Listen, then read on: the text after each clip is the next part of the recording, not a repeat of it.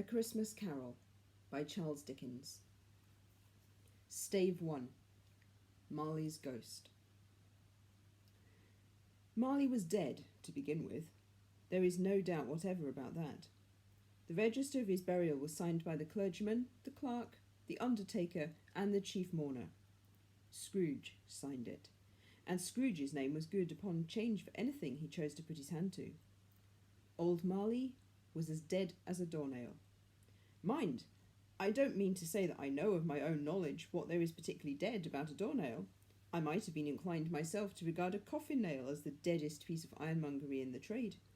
But the wisdom of our ancestors is in the simile, and my unhallowed hands shall not disturb it, or the country's done for.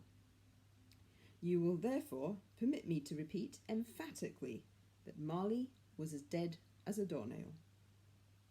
Scrooge knew he was dead? Of course he did. How could it be otherwise? Scrooge and he were partners for I don't know how many years. Scrooge was his sole executor, his sole administrator, his sole assign, his sole residuary legatee, his sole friend, and sole mourner.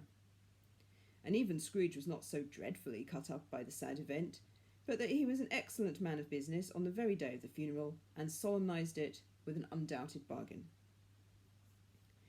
The mention of Marley's funeral brings me back to the point I started from. There is no doubt that Marley was dead. This must be distinctly understood, or nothing wonderful can come of the story I am going to relate.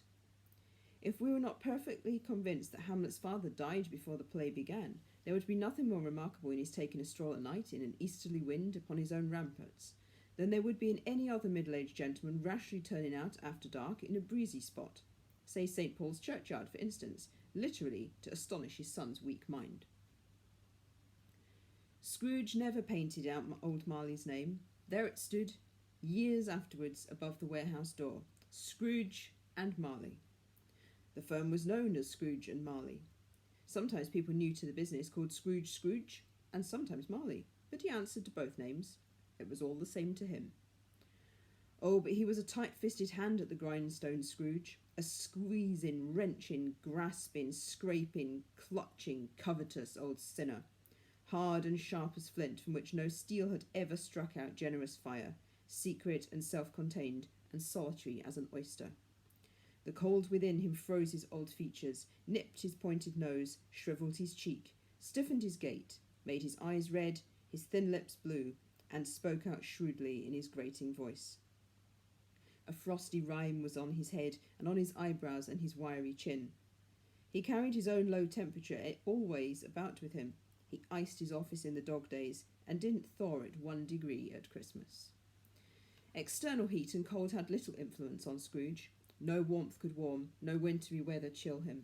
No wind that blew was bitterer than he, no falling snow was more intent upon its purpose, no pelting rain less open to entreaty. Foul weather didn't know where to have him. The heaviest rain and snow and hail and sleet could boast of advantage over him in only one respect.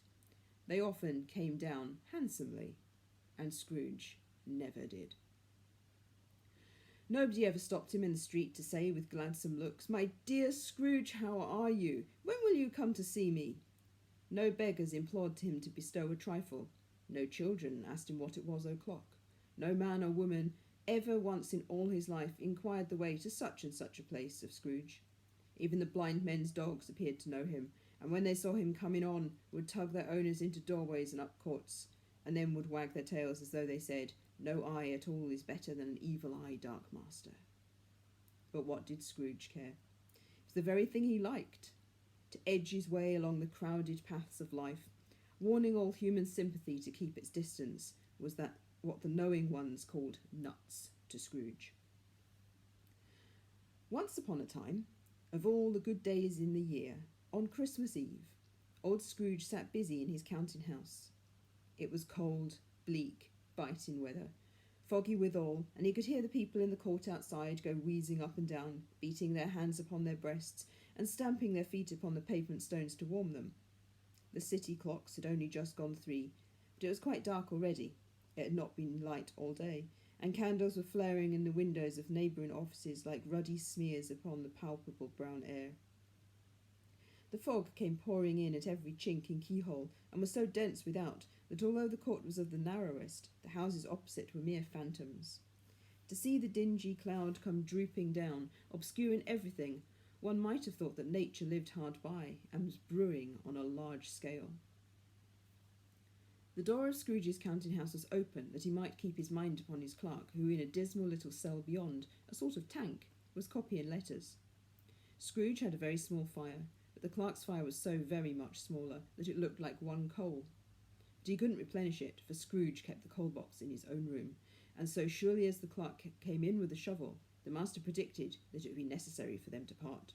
Wherefore the clerk put on his white comforter and tried to warm himself at the candle, in which effort, not being a man of strong imagination, he failed. "A Merry Christmas, Uncle! God save you!" cried a cheerful voice. It was the voice of Scrooge's nephew, who came upon him so quickly that this was the first intimation he had of his approach. "Bah!" said Scrooge. "Humbug!" He had so heated himself with rapid walking in the fog and frost, this nephew of Scrooge's, that he was all in a glow. His face was ruddy and handsome, his eyes sparkled, and his breath smoked again. "Christmas a humbug, Uncle," said Scrooge's nephew. "You don't mean that, I am sure." "I do," said Scrooge. "Merry Christmas. What right have you to be merry? What reason have you to be merry? You're poor enough." "Come then," returned the nephew gaily. "What right have you to be dismal? What right have you to be morose? You're rich enough." Scrooge, having no better answer ready upon the spur of the moment, said "Bah!" again, and followed it up with "Humbug." "Don't be cross, Uncle," said the nephew. "What else can I be," returned the uncle, "when I live in such a world of fools as this? Merry Christmas, out upon Merry Christmas. What's a Christmas time to you but a time for paying bills without money, a time for finding yourself a year older but not an hour richer, a time for balancing your books and having every item in them through a round dozen of months presented dead against you? If I could work my will," said Scrooge indignantly, "every idiot who goes about with Merry Christmas on his lips should be boiled in his own pudding and buried with a stake of holly through his heart. He should." "Uncle," pleaded the nephew. "Nephew," returned the uncle sternly, "keep Christmas in your own way, and let me keep it in mine." "Keep it?" repeated Scrooge's nephew. "But you don't keep it." "Let me leave it alone, then," said Scrooge. "Much good may it do you. Much good has it ever done you." "There are many things from which I might have derived good, by which I have not profited, I dare say," returned the nephew. "Christmas among the rest. But I am sure I have always thought of Christmas time, when it has come round, apart from the veneration due to its sacred name and origin, if anything belong to it that can be apart from it, that, as a good time, a kind, forgiving, charitable, pleasant time, the only time I know of in the long calendar of the year, when men and women seem by one consent to open their shut-up hearts freely. And to think of people below them, as if they really were fellow passengers to the grave, and not another race of creatures bound on other journeys. And therefore, Uncle, though it has never put a scrap of gold or silver in my pocket, I believe that it has done me good, and will do me good, and I say, God bless it." The clerk in the tank involuntarily applauded. Becoming immediately sensible of the impropriety, he poked the fire, and extinguished the last frail spark for ever. "Let me hear another sound from you," said Scrooge, "and you'll keep your Christmas by losing your situation. You're quite a powerful speaker, sir," he added, turning to his nephew. "I wonder you don't go into Parliament. Don't be angry, Uncle. Come, dine with us tomorrow." Scrooge said that he would see him. Yes, indeed he did. He went the whole length of the expression, and said that he would see him in that extremity first. "But why?" cried Scrooge's nephew. "Why?" "Why did you get married?" said Scrooge. "Because I fell in love." "Because you fell in love," growled Scrooge, as if that were the only one thing in the world more ridiculous than a Merry Christmas. "Good afternoon." "Nay, Uncle, but you never came to see me before that happened. Why give it as a reason for not coming now?" "Good afternoon," said Scrooge. "I want nothing from you. I ask nothing of you. Why cannot we be friends?" "Good afternoon," said Scrooge. "I am sorry, with all my heart, to find you so resolute. We have never had any quarrel to which I have been a party, but I have made the trial in homage to Christmas. I'll keep my Christmas humour to the last. So, a Merry Christmas, Uncle." "Good afternoon," said Scrooge. "And a Happy New Year." "Good afternoon," said Scrooge. His nephew left the room without an angry word, notwithstanding.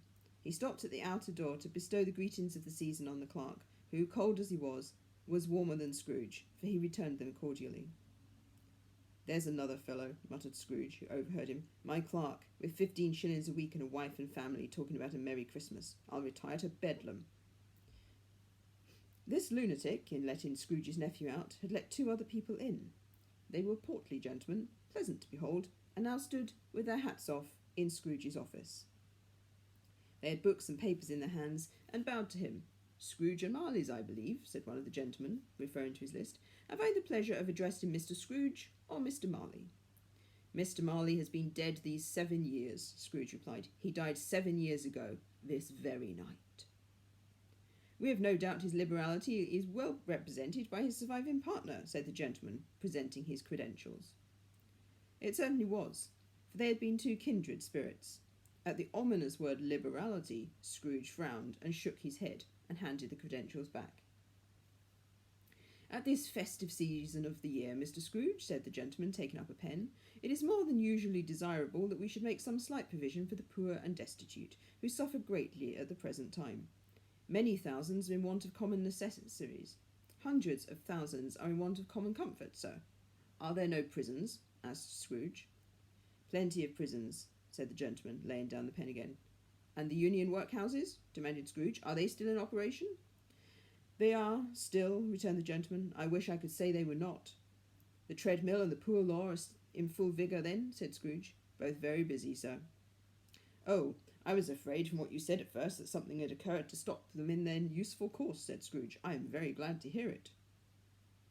"Under the impression that they scarcely furnish Christian cheer of mind or body or the multitude," returned the gentleman, "a few of us are endeavouring to raise a fund to buy the poor some meat and drink, and means of warmth.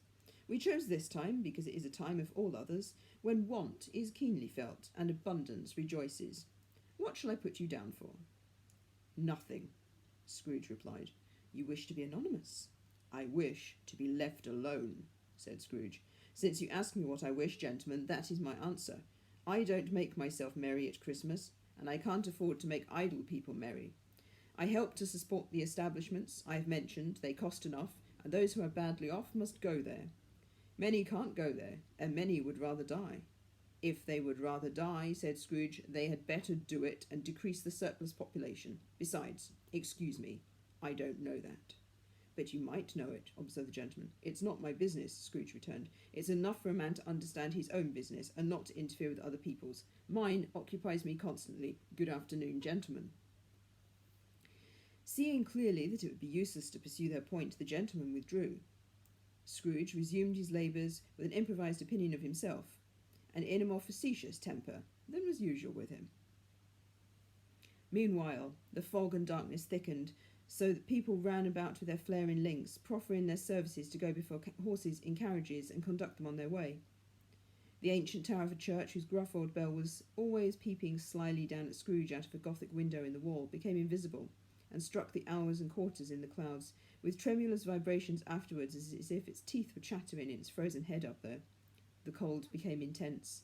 In the main street, at the corner of the court, some labourers were repairing gas pipes, and had lighted a great fire in a brazier, round which a party of ragged men and boys were gathered, warming their hands and winking their eyes before the blaze in rapture.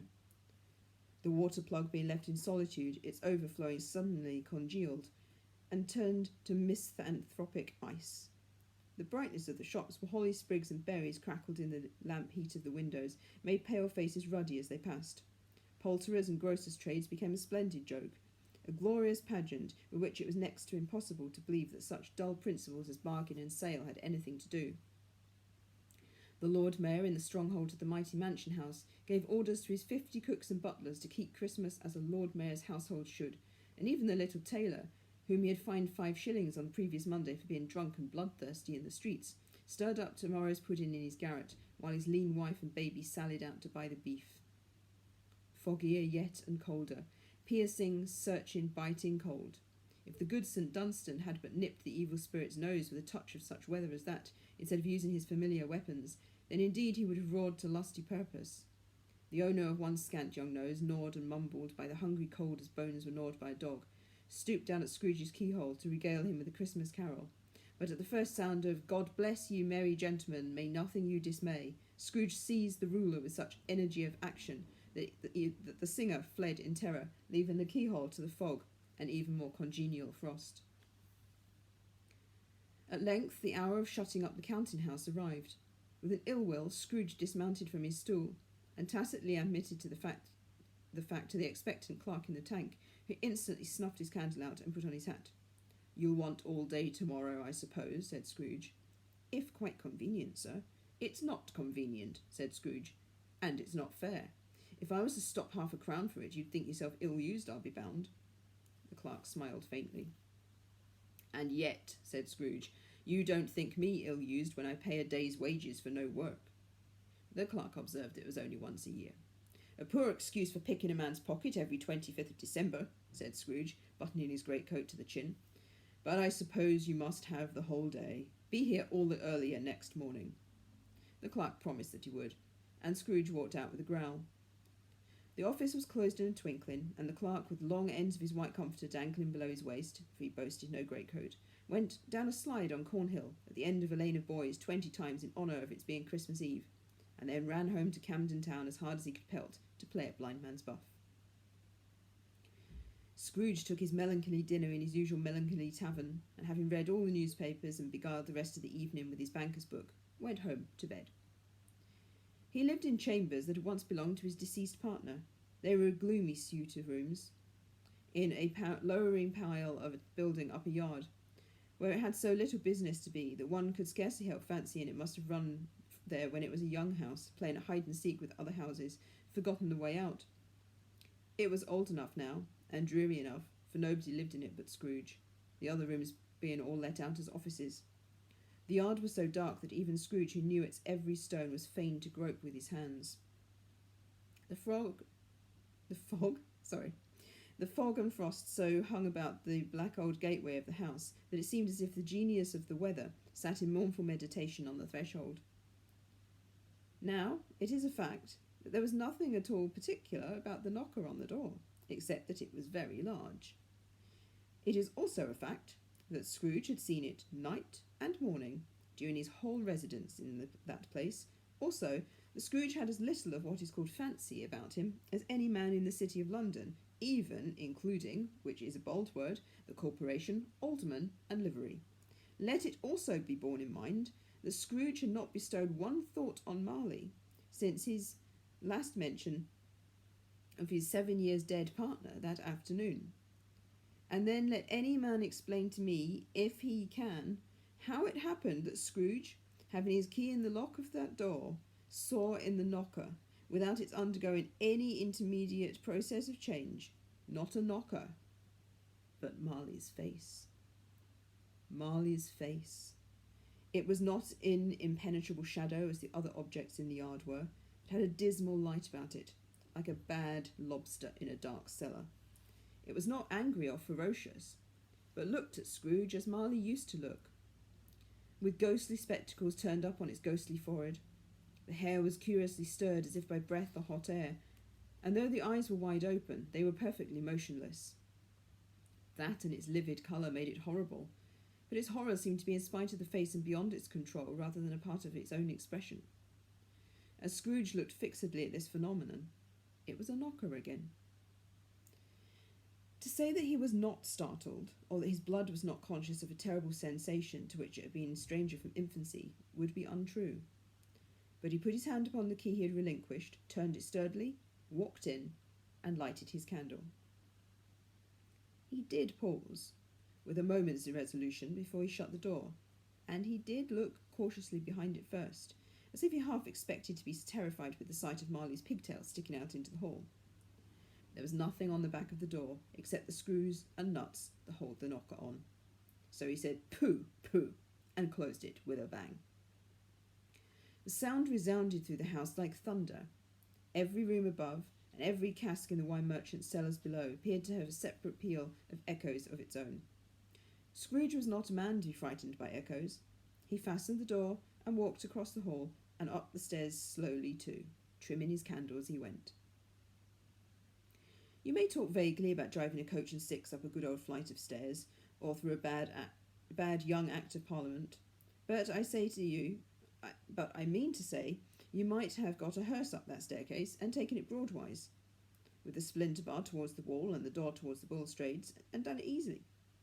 There was plenty of width for that, the room to spare, which is perhaps the reason why Scrooge thought he saw a locomotive hearse going on before him in the gloom. Half a dozen gas lamps out in the street wouldn't have lighted the entry too well, so you may suppose it was pretty dark with Scrooge's dip. Up Scrooge went, not caring a button for that. Darkness is cheap, and Scrooge liked it. But before he shut his heavy door, he walked through his rooms to see that all was right. He had just enough recollection of the face to desire to do that. Sitting room, bedroom, lumber room, all as they should be. Nobody under the table, nobody under the sofa, small fire in the grate, spoon and basin ready, and a little saucepan of gruel, Scrooge had a cold in his head, upon the hob. Nobody under the bed, nobody in the closet, nobody in his dressing gown, which was hanging up in a suspicious attitude against the wall. Lumber room as usual, old fire guard, old shoes, 2 fish baskets, washing stand on 3 legs, and a poker. Quite satisfied, he closed his door and locked himself in, double-locked himself in, which was not his custom. Thus secured against surprise, he took off his cravat, put on his dressing gown and slippers and his nightcap, and sat down before the fire to take his gruel. It was a very low fire indeed, nothing on such a bitter night. He was obliged to sit close to it and brood over it, before he could extract the least sensation of warmth from such a handful of fuel.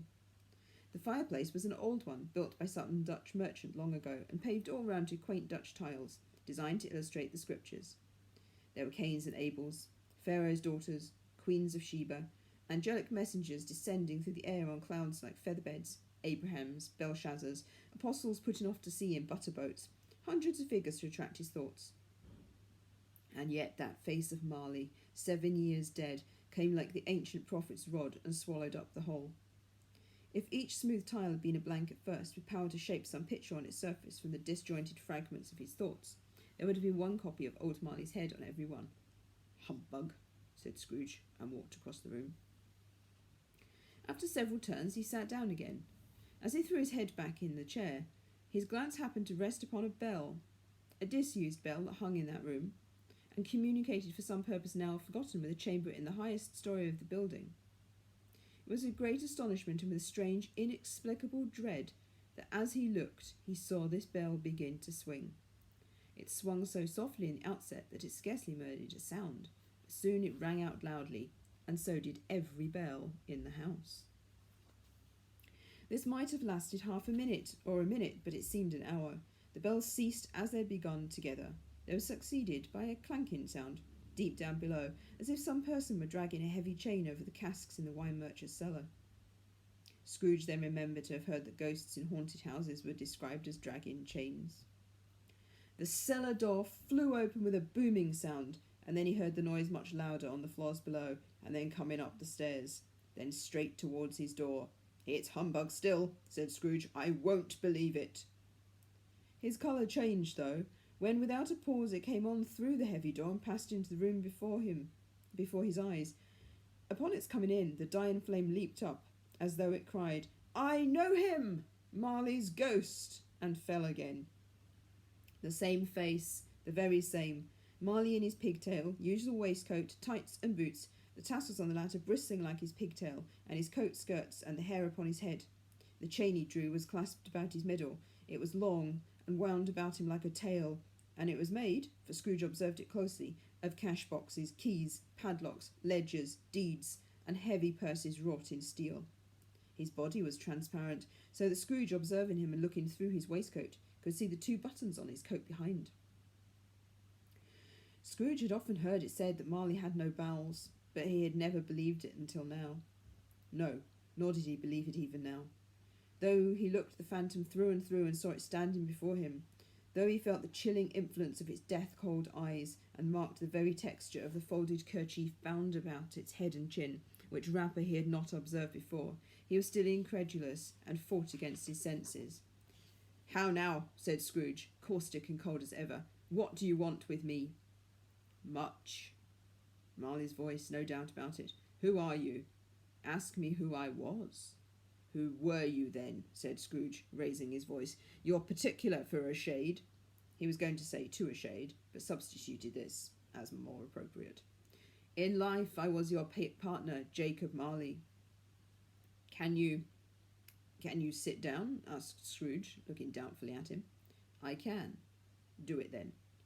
Scrooge asked the question because he didn't know whether a ghost so transparent might find himself in a condition to take a chair, and felt that in the event of its being impossible, it might involve the necessity of an embarrassing explanation.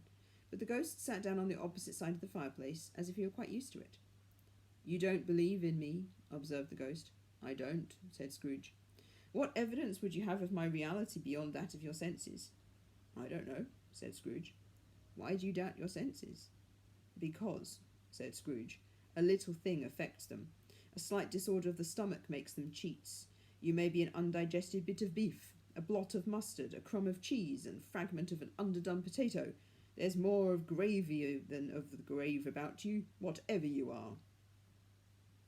Scrooge was not much in the habit of cracking jokes, nor did he feel in his heart by any means waggish then. The truth is that he tried to be smart, but as a means of distracting his own attention and keeping down his terror, for the spectre's voice disturbed the very marrow of his bones. To sit, staring at those fixed glazed eyes in silence for a moment, would play, Scrooge felt, the very deuce with him. There was something very awful too in the spectre's being provided with an infernal atmosphere of its own. Scrooge could not feel it himself, but this was clearly the case. For though the ghost sat perfectly motionless, its hair and skirts and tassels were still agitated, as by the hot vapour from an oven. You see this toothpick, said Scrooge, returning quickly to the charge, for the reason just assigned, and wishing, though for only a second, to divert the vision's stony gaze from himself. I do, replied the ghost. You are not looking at it, said Scrooge. But I see it, said the ghost, notwithstanding. Well, returned Scrooge, I have but to swallow this, and be for the rest of my days persecuted by a legion of goblins, all of my own creation. Humbug, I tell you, humbug. At this, the spirit raised a frightful cry and shook its chain with such a dismal and appalling noise that Scrooge held on tight to his chair to save himself from falling in a swoon. But how much greater was his horror when the phantom, taking off the bandage round its head, as if it were too warm to wear indoors, its lower jaw dropped down upon its breast. Scrooge fell upon his knees and clasped his hands before his face. Mercy, he said, dreadful apparition, why do you trouble me? Man of the worldly mind, replied the ghost, do you believe in me or not? I do, said Scrooge, I must. But why do spirits walk the earth, and why do they come to me? It is required of every man, the ghost returned, that the spirit within him should walk abroad among his fellow men and travel far and wide, and if that spirit goes not forth in life, it is condemned to do so after death. It is doomed to wander through the world. Oh, woe is me, and witness what it cannot share, that might have shared on earth and turned to happiness. Again the spectre raised a cry and shook its chain and wrung its shadowy hands. You are fettered, said Scrooge, trembling. Tell me why. I wear the chain I forged in life, replied the ghost. I made it link by link and yard by yard. I girded it on of my own free will, and of my own free will I wore it. Is its pattern strange to you? Scrooge trembled more and more. Or would you know, pursued the ghost, the weight and length of the strong coil you bear yourself? It was full, as heavy, and as long as this 7 Christmas Eves ago. You have laboured on it since. It is a ponderous chain. Scrooge glanced about him on the floor in the expectation of finding himself surrounded by some 50 or 60 fathoms of iron cable, but he could see nothing. Jacob, he said imploringly, old Jacob Marley, tell me more. Speak comfort to me, Jacob. I have none to give, the ghost replied. It comes from other reasons, Ebenezer Scrooge, and is conveyed by other ministers to other kinds of men. Nor can I tell you what I would. A very little more is all permitted to me. I cannot rest, I cannot stay, I cannot linger anywhere. My spirit never walked beyond our counting house. Mark me, in life my spirit never roved beyond the narrow limits of our money-changing hole, and weary journeys lie before me.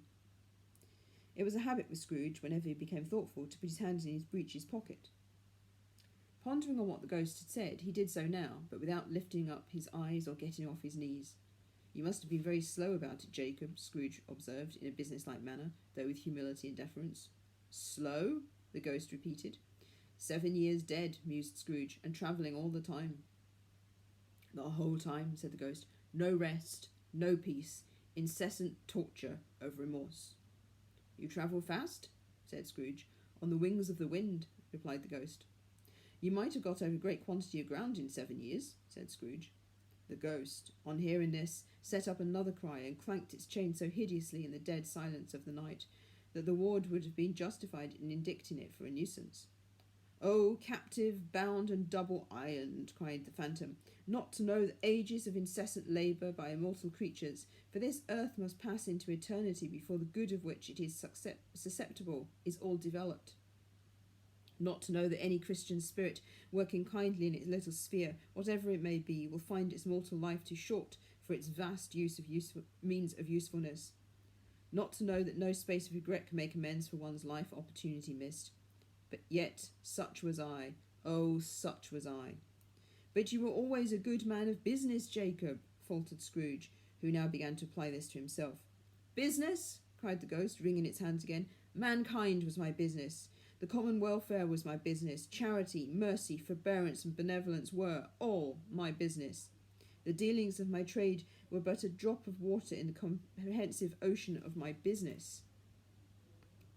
It held up its chain at arm's length as if that were the cause of all its unavailing grief, and flung it heavily upon the ground again. "At this time of the rolling year," the spectre said, "I suffer most. Why did I walk through the crowds of fellow beings with my eyes turned down, and never raise them to that blessed star which led the wise men to a poor abode? Were there no poor homes to which its light could have conducted me?" Scrooge was very much dismayed to hear the spectre going on at this rate, and began to quake exceedingly. "Hear me," cried the ghost. "My time is nearly gone." "I will," said Scrooge, "but don't be hard upon me. Don't be flowery, Jacob, pray. How is it that I appear before you in shape that you can see I may not tell? I have sat invisible beside you many and many a day." It was not an agreeable idea. Scrooge shivered and wiped the perspiration from his brow. "That is no light part of my penance," pursued the ghost. "I am here tonight to warn you that you have yet a chance and hope of escaping my fate, a chance and hope of my procuring Ebenezer." "You're always a good friend to me," said Scrooge. "Thank'ee." "You will be haunted," resumed the ghost, "by 3 spirits." Scrooge's countenance fell almost as low as the ghost's had done. "Is that the change and hope you mentioned, Jacob?" he demanded in a faltering voice. "It is." I think I'd rather not," said Scrooge. "Without their visits," said the ghost, "you cannot hope to shun the path I tread. Expect the first tomorrow, when the bell tolls 1. "Couldn't I take 'em all at once and have it over, Jacob?" hinted Scrooge. "Expect the second on the next night at the same hour, the third upon the next night, when the last stroke of 12 has ceased to vibrate. Look to see me no more, and look that for your own sake you remember what has passed between us."